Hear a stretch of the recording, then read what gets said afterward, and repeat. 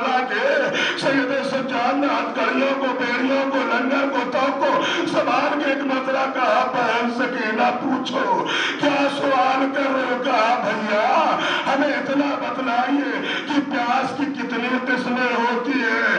سید سجاد تڑپ گئے، اے بہن سکینہ نہ پوچھو۔ کہا نہیں بھیا ہم نے امام وقت بنا کے پوچھا ہے، آپ کو بتانا پڑے گا کہ پیاس کی کتنی قسمیں ہیں۔ کہا بہن سکینہ پوچھا ہے تو سنو، پیاس کی 4 قسمیں ہیں۔ کہا بھیا پہلی پیاس کون سی ہے؟ کہا بہن سکینہ جب مچھلی کو پانی سے نکالا جاتا ہے کبھی اچھلتی ہے، کبھی کودتی ہے، پھر کبھی کروٹ بدلتی ہے، ایک منزل وہ آتی ہے کہ کبھی لب کھولتی ہے، کبھی لب بند کرتی ہے۔ یہ پیاس کی پہلی قسم ہے۔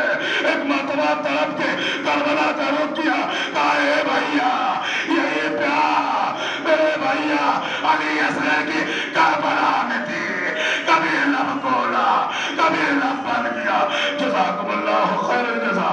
اے عزادارو، اس کے بعد جناب سکینہ کہتی ہے بھیا بتلائیے پیاس کی دوسری قسم کون سی ہے؟ طلب نے کہا سکینہ جب پیاس پہلی منزل کو عبور کرتی ہے دوسری منزل پہ آتی ہے تو زبان میں کانٹے پڑ جاتے ہیں، زبان میں کانٹے پڑ جاتے ہیں، آنکھوں کے سامنے دھواں نظر آتا ہے۔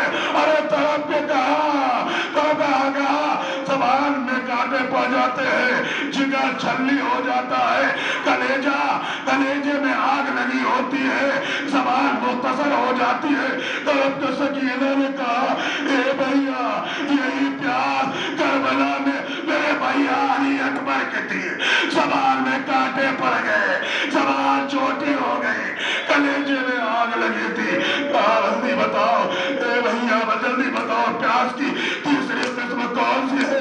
طلب نے کہا سکینہ نہ پوچھو۔ کہا نہیں بھیا بتاؤ۔ کہا سکینہ سنو، پیاس کی تیسری قسم یہ ہے جو منزلوں کو عبور کرنے کے بعد نگاہوں کے سامنے دھواں نظر آتا ہے۔ طلب نے کہا اے بھیا یہی پیاس تو کربلا میں میرے بابا حسین کی تھی، اکبر آباد میرا حسین کو کچھ دکھائی نہیں دے رہا تھا، دھواں نظر آ رہا تھا۔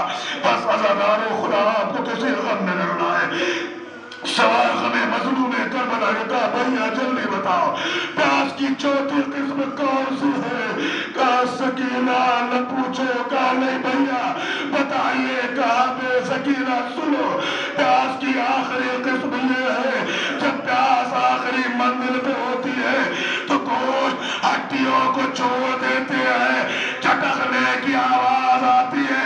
ایک مرتبہ سکینہ نے آستینوں کو سمیٹا، اے بھیا یہ دیکھیے گوشت نے ہڈیوں کو چھوڑ دیا، چٹکنے کی آواز آلاتا ہائے پیار۔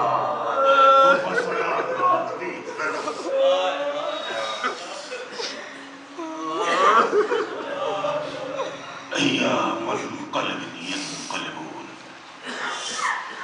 الہی بحق فاطمہ ابیہا و بالہا و بنیہا، جو مومن مومنات پریشان ہیں ان کی پریشانیوں کو دور فرما، جو بیمار ہیں انہیں شفا عاجل عنایت